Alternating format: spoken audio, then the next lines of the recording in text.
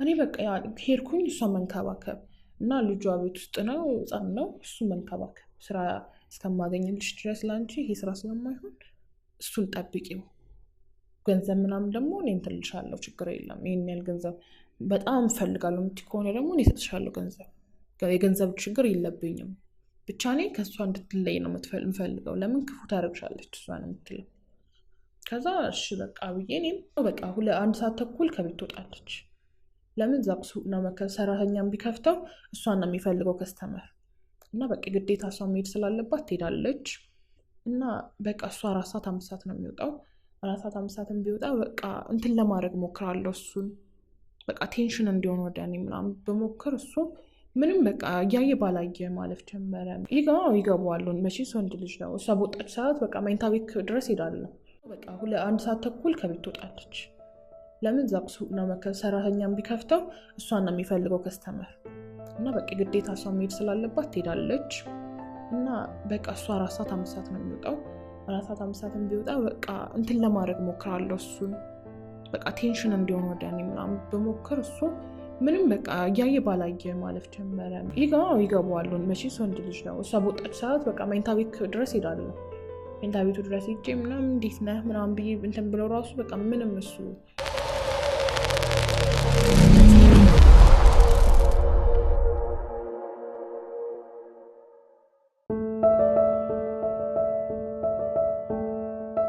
እንደና ቆየኝ ስሜ መቅደስ ይባላል እንግዲህ ያስተምራል ብለን እናስባለን እኔ ተወልጄ ያደግኩት ሐዋሳ አካባቢ ነው ሐዋሳ ደስ የምትል ከተማ ናት እና እኔ አሁን ትንሽ ከፍ ካልኩ በኋላ ነው ወደ አዲስ አበባ የመጣሁት እና ሐዋሳ እንጃ እኔ ባወራ ስለ ሐዋሳ እንትና ማለት አልችልም አባቴ ልጅ ሆኜ ነው ያጣሁት እኔ ኢትዮ ኤርትራ ጦርነት አባቴ በዛ ሰዓት ነው የሞተው እናታችን ሁለት ነን ግን እንደ እናትም እንደ አባትም ሆና ያሳደገችን የተለያዩ ስራዎችን ሞክራለች ንግዶች ሞክራለች እና በጣም ብዙ ላይፍ አልፋ ነው እንትን ያለችው እና እናታችንም እኛ ትንሽ ከፍ ካልን በኋላ እህቴ ኦልሬዲ ትምህርቷን ጨርሳለች እኔ ወደ ሃይ ስኩል ስገባ ሃይ ስኩል እንደጨረስኩ አካባቢ እናታችን ትንሽ አመማት እና ህይወቷ አልፏል ሁለቱም በህይወት የሉ እና እኔ እናት አባቴ ከሞቱ በኋላ እህቴና እኔ አክስታችን ጋር ሄድን የአባታችን እህት ጋር ሐዋሳ አካባቢ ነው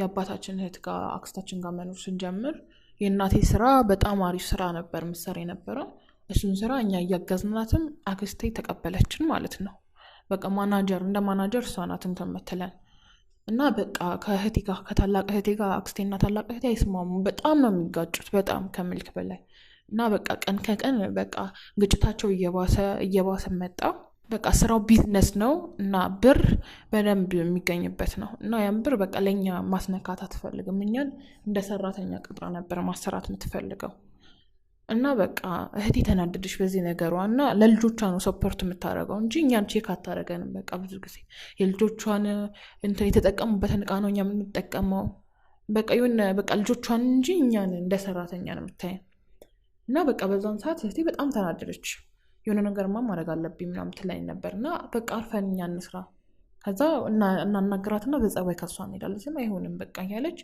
የሆነ ቀን ስራ አልገባችም ነበር አክስቴ ከዛ ለሊት ስራ ሱቅ ልከፍት ነው ብላ ሱቅ ውስጥ የነበረውን ብር ምናምን ይዛ አዲስ አበባ ጠፋች ወደ አዲስ አበባ ከጠፋች በኋላ በቃ የቀረሁት እኔ ነኝ የስራው እንዳለ ጫና ቤት ውስጥም ስራ ታሰራናለች እንዳለ ጫና ወደ እኔ ሆነ እና በቃ በግዴቴ መስራት አለብኝ ያላጋሽ በቃ እህቴን ጨክናብኝ ከሄደች ለእኔም ፈጣሪ ያቅልኛል ብዬ ስራ በቃ መስራት እሷ የምትለውን በሙሉ ማድረግ ጀመርኩኝ በቃ ያን ስራ እየሰራው ምናምን የሆነ ጊዜ ከአመት በኋላ እህቴ ደወለች ለምን አክስታችን በጣም በጣም ኃይለኛ ናት ራስ ወዳድ ናት የራሷን ህይወት እንጂ ስለ ሰው ህይወት እንትን ማለት አትችልም በጣም እኛን አሰቃይታናለች በጣም በጣም ከሚለው በላይ በቃ ትመታናለች በቃ ከእህቴ ጋር ራሱ የማይስማሙት በምንድነው እኔ እና እሱ አክስታ እንቀራረብም ብዙም ጊዜ የምትለንን ነው የማደርገው እኔ በቃ እሷ ደግሞ ለምን ይሄ ነገር ለምን አይሆንም ለምንድን ነው እንደዛ አይመጣም ብላ ስለምትከራከራት አትወዳትም ታላቅ እህቴን አክስቴ ለዚህ ነው እና እህቴ ትደውልልኝ ነበር ታናግረኛለች እንዴት ነሽ ደህና ነሽ ወይ ምናምን ብላ ከዛ የሆነ ጊዜ ለምን እኔ ጋር አትመጭም አለች ከዛ አረ እንዲህ ብትሰማስ ደግሞ ምናምን የሚባል እኔ ሳንገራግር እኔ ጋር በቃ እኔ ትኖሪያለሽ ስትለኝ በቃ ያለኝ አማራጭ ምንድነው እቺን ሴትዮ እንትን ማለት ነው መተው ነው። ለምን በጣም ከቀን በቃ እኔ እንትን ራሴን እያወቅሁ ስሄድ ምንድነው እቺ ልጅ ራሷን የምታውቅ ከሆነ ይህንን ንግድ ትነጥቀኛለች። በቃ ሰዎችን እንትን ካለች ትነጥቀኝና እኔን ነው ዞር የምታደርገው በሚል እኔም በቃ የሆነ ኩሽና ውስጥ ሂጂ ስሪ ሰው በቃ ማንም ሰው እንዳያናግረኝ ነው የምትፈልገው እሷ። ሰው በቃ ቼክ ራሱ እንዳያደርገኝ በቃ ማናት ሴት አለች እንዴት እንትን እስከምትባል ድረስ ነው። እና እንደሱ ታደርግ ነበር። በጣም እሺ አልኩኝና እኔም እንደ እህቴ ቄን አስተካከልኩ ምናምን ሱቅ ልክፈት በሚል ሰበብ ወጥቼ ሱቅ ውስጥ የነበረውን ገንዘብ እንዳለ ይዤ ጠፋሁኝ ወደ አዲስ አበባ። ወደ አዲስ አበባ ስገባ የተቀበለኝ የእህቴ ባል ነው እና እኔ እንጃ ወደ አዲስ አበባ ደግሞ ሲሄድ እሱ ሲቀበለኝ በጣም የሚያምር ረጅም ልጅ ነበረ። ቆንጅዬ ነው። የመጀመሪያ በቃ ልቤ ደነገጠ የሆነ ክው እንደማለት። ከዛ የሆነ በቃ ሳየው ልጁ የሆነ የኔና በቃ አይምሮዬን ሰረቀው። በጣም የሚያምር ልጅ ነው ምናምን። ከዛ በቃ አንቺ ነሽ እንዴት ነሽ ምናምን እንደሚያቀኝ ሰው ነው ሲሆን ነው ደህና ነሽ ወይ ምናምን ብሎ ተቀበለኝ። ከተቀበለኝ በኋላ ወደ ቤት ወሰደኝ እነሱ ጋር እህቴን የማገኘሁት። ከዛ የዛን ሰዓት አካባቢ ደግሞ በቃ እህቴ እንትን ናት ልትወልድ ምናምን ደርሳ ነበር። ከዛ በቃ እህቴም ደስ ብሎኛል የእህቴ ልጅ ልትወልድ ነው፣ እኛ ሁለታችን ብቻ ነን። ስለዛ በቃ በጣም ደስ ብሎኝ ነበር። ግን እኔ እንጃ የእሱ እንትን ደግሞ አይሙሌ በቃ እንትን ብሎታል። በቃ እሷም ወለደች። ከወለደች በኋላ እሱን ትኩረት በቃ እሷንም እየተንከባከብ የእሱን ትኩረት ለመስረቅ አደርግ ነበረ። ሪያክሽን አደርጋለሁ። በቃ ሪያክሽኖች ምንድነው የሆነ እንዲያየኝ እኔን በጣም ነው የሚያስቀናው ፍቅራቸው። እና በቃ እኔን እንዲያየኝ እኔም በህልሜ በቃ አይዋለሁኝ እሱን የኔ ቢሆንስ የኔ ባል ቢሆን ይሄ ልጅ ምናምን ብዬ በቃ እኔ አስበዋለሁ ስለዋለሁ ሁሌ። እና በቃ የሆነ ሪያክት እንዲያደርግ እኔን እንዲያየኝ ብቻ በልብስ በቃ ልብስ የሆነ የተከፋፈተ ልብስ ምናምን ለብስና ለማናገር ሞክራለሁ። ምግብ ምናምን ሲቀርብለት እሱ እንደ እንትን ነው እንደ እህቱን ያየኝ እንጂ ሌላ ነገር እንትን ያለ ስሜት የለውም፣ የወጣ ስሜት የለውም። እና በቃ እኔ እንደዛ ሳረግ ምናምን የሆነ ነገር እቃ ሲልከኝ ምናምን የሆነ ምግብ ምናምን ላቀርብ ሲሄድ ራሱ የተከፋፈተ ልብስ እያደረኩ ሲሄድ እኔ ወንድ ልጅ ነው መቼም እና ስሜት ይኖረዋል እንደማንም ወንድ ልጅ። በቃ እሱን ስሜት እንትን ለማድረግ ወደ እኔ እንዲያይኝ ለማድረግ በሞክር አያይም። እሱ ብዙም እያየ ባላየ ይሆናል በቃ እንትን ይላል። እና እህቴም ተነሳች ወደ ስራ። የእናቴን ስራ ነበር እዛ አካባቢ ጀመረችው። በጣም አሪፍ ነው ስራው። እሷም ወደ ስራው መግባት ጀመረች። እኔ በቃ ሄድኩኝ እሷን መንከባከብ እና ልጇ ቤት ውስጥ ነው ህፃን ነው እሱ መንከባከብ ስራ እስከማገኝልሽ ድረስ ላንቺ ይሄ ስራ ስለማይሆን እሱን ጠብቂው፣ ገንዘብ ምናምን ደግሞ እኔ እንትልሻለሁ ችግር የለም ይሄን ያህል ገንዘብ በጣም እፈልጋለሁ የምትይ ከሆነ ደግሞ እኔ እሰጥሻለሁ ገንዘብ፣ የገንዘብ ችግር የለብኝም ብቻ እኔ ከእሷ እንድትለይ ነው የምፈልገው። ለምን ክፉ ታደርግሻለች እሷ ነው የምትለው። ከዛ እሺ በቃ ብዬ እኔም በቃ 1 ሰዓት ተኩል ከቤት ትወጣለች። ለምን ዛቅ ሱቅ ነው ሰራተኛም ቢከፍተው እሷን ነው የሚፈልገው ከስተመር። እና በቃ ግዴታ እሷ መሄድ ስላለባት ትሄዳለች። እና በቃ እሷ 4 ሰዓት 5 ሰዓት ነው የሚወጣው። 4 ሰዓት 5 ሰዓትም ቢወጣ በቃ እንትን ለማድረግ ሞክራለሁ እሱን በቃ ቴንሽን እንዲሆን ወደ እኔ ምናምን በሞክር እሱ ምንም በቃ እያየ ባላየ ማለፍ ጀመረ። ይገባዋል መቼስ ወንድ ልጅ ነው። እሷ በወጣች ሰዓት በቃ መኝታ ቤት ድረስ ሄዳለሁ። መኝታ ቤቱ ድረስ ሄጄ ምናምን እንዴት ነህ ምናምን ብዬ እንትን ብለው ራሱ በቃ ምንም እሱ የማደርገው ስራ መጥፎ እንደሆነ አውቃለሁ።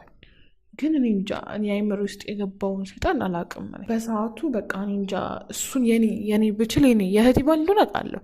ግን የሆነ ለእሷ ያለው አመለካከት አክብሮት ምናምን ሳይ ምናለ እኔ ባል በሆነ ብዬ በጣም ነው እንትን ምለው መቆጨው። እና ግን አንዳንዴ በቃ የሆነ እንደማይሆን አውቃለሁ።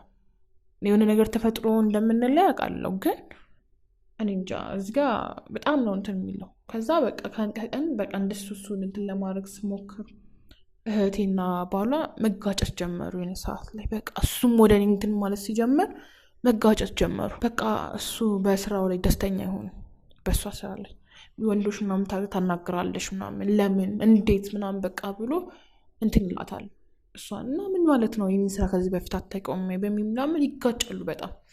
የዛን ሰዓት ለእኔ ክፍተት እየተሰጠኝ ነው ማለት ነው። ከዛ ጠዋት እንደ ድንገት ተነስቶ ምናምን የልትጂ ነው አላት እሷ። ከዛ እንዴ ስራ ነው ስራ አትሄጂም ዛሬ ስራ ለምን ደሞ አልሄደው ይሄን ስራ እንደማታውቀው ነክ ነው እንዴ ማንም መንገድ ዱርዬ ከሱ ጋር ያሽካካሽ እየመጣሽ እኔም በቃ በሚሊዮን የማይሆን ቃላት ይመላለሱ ጀመረ። እና ይዛለታ እኔም የለበስኩት ልብስ አግባብ አይደለም ክፍት ልብስ የተከፋፈተ ልብስ ለብሼ ወደ መኝታ ቤቱ ሲሄድ ተናዷል። ሰውታለች ስራ ወጣለች። በዛ ሰዓት ያልሆነ ነገር ተፈጠረ። የዛለታ የለበስኩት ልብስ የተከፋፈተ ልብስ ነው ስልህ በቃ አጭር ነው እምብርት የሚያሳይ ልብስ ነው የለበስኩት። ቁምጣ ነው የለበስኩት። ጉልበት ከጉልበት ትንሽ ከፍ የሚል ነበር ልብስ የለበስኩት። ሄጄ መኝታ ቤቱ በቃ ከተጨቃጨቁ በኋላ ሄጄ እሱ እኔን ከእንቅልፌ መነሳቴ ነው እና ሄጄ ሳናግ በቃ የሆነ እንትን ብዬ ሳየው ምን ሆነህ ነው ምናምን በቃ ሆድዬ ነው የምትለው እሷ። ሆዴ ምን ሆነህ ነው ምናምን ብዬ እኔ የምትሰም እጁ እየነካካው ምናምን ሳናግረው እጄን ሳመኝ። እጄን ሲሰማኝ ከዛ ቀጥሎ አስተኛኝ ጎትቶ ምናምን ሲሰማኝ የዛን ሰዓት በቃ እኔ ምንድነው ምን ልበል በማይሆን እንትን ውስጥ እንደምገባ እርግጠኛ ነኝ። ከዛ ልብሴን አወለቀው።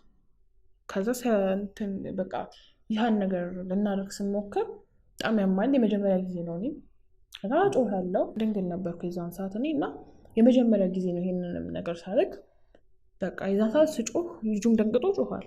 ህፃን ልጅ ነው እንግዲህ ይካለ ታዩዋል።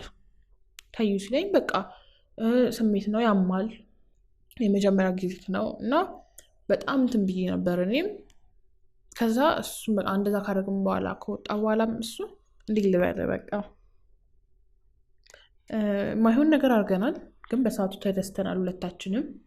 በቃ ውስጤ ምንድነው እኔ የተሰማኝ በቃ ያለው አማራጭ ሁለታችን በቃ የኔ ውስጥ መጀመሪያ እንትና አሁን ግን የሳስበው በጣም ነው የሚጸጽተኝ።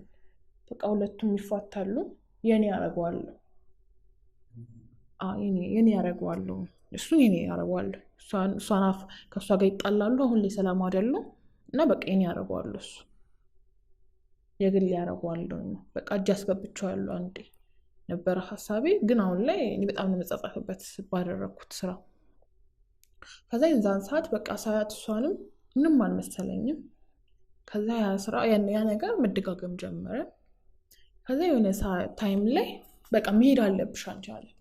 ለምን ስለው አይ መሄድ አለብሽ በቃ ከዚህ ሂጂና የራስሽን ህይወት ልጀምር ነው በያት ለእህትሽ አለ። ከዛ እኔም ለመሄድ ፈለኩኝ፣ ግን እሺ ልበለው አልበለው ከራሴ ጋር ግጭት ፈጠርኩኝ።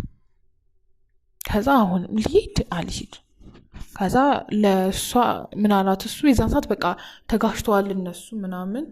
ከሷ ጋር ደግሞ ረጅም ጊዜ ሆኗቸዋል ሴክስ ካረጉ እና በቃ አልፈልግም ለምን እህትሽ አትሄድም ማለት ቤት ነው የምትሄደው መሄጃ እኮ የላትም ብላ ስትለው አይ መሄድ አለባት እስካሁን ድረስ እኛ ጋር ቆይታ አይደለ ሀገሩን ለምድ አይደለ በቃ የራሷን ነገር ትጀምር አንቺ ጋር ሁሉ ጊዜ አትሆንም ምናምን ስላት ለምንድነው ምናምን ብላ ግብ ፈጠሩ።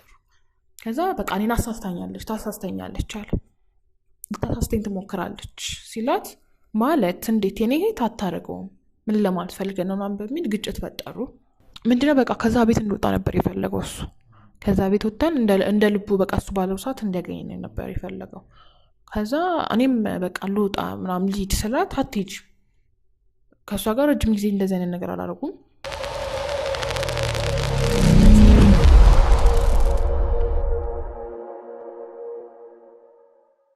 ስትወጣ በተለመደው ሰዓት ስትወጣ እኔና እሱ ለማድረግ ስንሞክር ተመልሰ የሆነ ዕቃ ረስታ ነበር የረሳችው ዕቃ ነበር እና ተመለሰች። ስትመለስ እጅ ከፍንጅ ያዘችን ሁለታችንንም። ልታሳስተኝ ትሞክራለች እህትሽ ይላታል እሷ ደግሞ እኔት እንዴት ነው የምታሳስተ ብላ ግጭት ፈጥረዋል ከዚህ በፊት ያን። አሁን ደግሞ እጅ ከፍንጅ ስትይዘን ከዛ እሱ በእንትን ነው በቲሸርት ነው ያለው እኔ ያውላለሁት እየሳመኝ ነበረ። ከዛ እጅ ከፍንጅ ሲይዘን ስንያዝ ምንድነው እሱ ያለችው በቃ ጮኸች። ስትጮህ ምንድነው ጎረቤት ተሰበሰበ። ከዛ በቃ እንዴት እህትሽ ላይ ምናምን ሁሉም እቺ ሆነሽ ወራዳ ቀይ ሰው ስጅባ አለ ምን አለ እሷ እንዴት አለ እሷም ትሳደባለች። አንቺን እንዲያምኝሽ ላንቺ ብዬ ተከራክሬልሽ እንደዚህ ነገር አታረግም ብዬ አንቺ እንደዚህ አይነት ነገር ላይ በቃ የሆነ እያለቀሰች ተናገረች። እና እኔም ልክ አልሰራውም። ከዛ በዛ ምክንያት ታባረረችኝ ከቤት እና በቃ እኔም ተከራይቼ ቤት መኖር ጀመርኩ። የራሴን ላይፍ ጀመርኩ። እኔም ህይወት ይቀጥላል። ከዛ እኔም የራሴን ህይወት ስጀምር የዛን ሰዓት ላይ እኔም እርጉዝ ነበርኩ ከሱ። ከዛ በቃ እሱም ወደ እሷ ተገለበጠ። በቃ እሱም ፊት ነሳኝ፣ አያናግረኝም፣ ስልኬን ብሎ ካረገ ምናምን። አዎ በቃ ምን ማስወረጁ። እኔ ደግሞ ለህይወቴ ያሰጋኛል። ካስወረድኩት ልሞትም እችላለሁ። ሄጃለሁ ህክምና ላይ። ልትሞቺ ትችያለሽ፣ ህይወትሽ ሊተርፍ አይችልም ሲባል ያለኝ አማራጭ መውለድ ነው። ከዛ ከወለድኩ ልጁን በቃ ቤት ተከራየሁኝ፣ ቁጭ አልኩኝ፣ ስራ መስራት ጀመርኩኝ፣ የራሴን ስራ። ከዛ ወለድኩ። ከወለድኩ በኋላ ማንም እንደዛ እኔ ከዚህ ከሐዋሳ ድረስ አዲስ አበባ መጥቼ እህቴን ተንከባክቤ የእህቴን ልጅ እንደ ራሴ ልጅ አሳድጌላት እኔን ቼክ የሚያደርገኝ ጠፋ። በቃ አራስ ቤት ሆኜ ይርበኛል፣ ሰው የለኝም። እኔ ማንም ቼክ የሚያደርገኝ ሰው የለም። እና በቃ እኔም እንደዛ በዛ ሁሉ ውጣ ወረዳ አልፌ እንግዲህ አሁን የአንድ ዓመት ከምናምን ልጅ አለኝ። እና እኔ አሁን ላይ በጣም ነው የሚጻጸተኝ ያደረኩት ነገር፣ በጣም ነው የምነግርክና እኔ እንጃ የዛን ሰዓት ኤጄም ነው በጣም እንትን ያልኩበት ነበረ። እኔ እንጃ እኔም በሷ ቦታ ብሆን ማደርገው እሷ የሚያደርገችኝ ከዛም በላይ ነው የምሆንባት። በቃ ልገላት ሁላ እችላለሁ። ለምን ከራሴ የምለው ሰው ጋር ከማምነው ሰው ጋር ነው ያገኘኋት። እና በጣም እኔ ተጸጽቻለሁ። አሁን ላይ እኔ ምንም የለኝም፣ እህትም የለኝም፣ ዘመድም የለኝም። ለምን በቃ እህቴን አንድ ያጥቻታለሁ። ይህን ቪዲዮ እሷም ልታየው ትችላለች። አሁን እኔና እህቴ በቃ ተጣልተናል። የኔና እሷ ነገር አብቅቶልታል። እና ይሄ ነገር ሲያበቃ አሁን ምንድነው እኔ አሁን ጥፋተኛ ነኝ። ለምን መሰለህ? ያን ያደረኩት ነገር ነው አሁን ላይ እየጸጸተኝ መጥቼ ልናገር ያደረገኝ። ምንድነው በቃ እኔ እንዴት ልንገርህ፣ ጸጸቱም አለ፣ የእሷን እና እሷ መለያየታችን አለ። እኔ አንዳንዴ በቃ አይምሮዬን እንደብድ ነው የሚያደርገኝ፣ ብቻዬን አስለፈልፈኛል። ከዛ በኋላ ደግሞ ትንሽ ቆይት ብዬ ደግሞ ምን እየሆንኩ ነው፣ ምን እያረኩ ነው እላለሁ። ከራሴ ጋር በጣም እጋጫለሁ፣ ግጭቱ ይኖረኛል። ከዛ አሁን ላይ ደግሞ ሳስበው በጣም ለልጄ አሁን በቃ ተስፋ አለኝ ብዬ አስባለሁ ከዚህ በኋላ። ለምን ልጅ አለ፣ ለልጄ ደግሞ የሚያስፈልገውን ነገር በሙሉ ማድረግ አለብኝ። እኔ ያለ አባት ፍቅር ነደኩት እና እኔ እንጃ በሚሆነውም ነገር እኔ እንጃን ያላቅም። እኔ ሊናገሩላ አልችልም።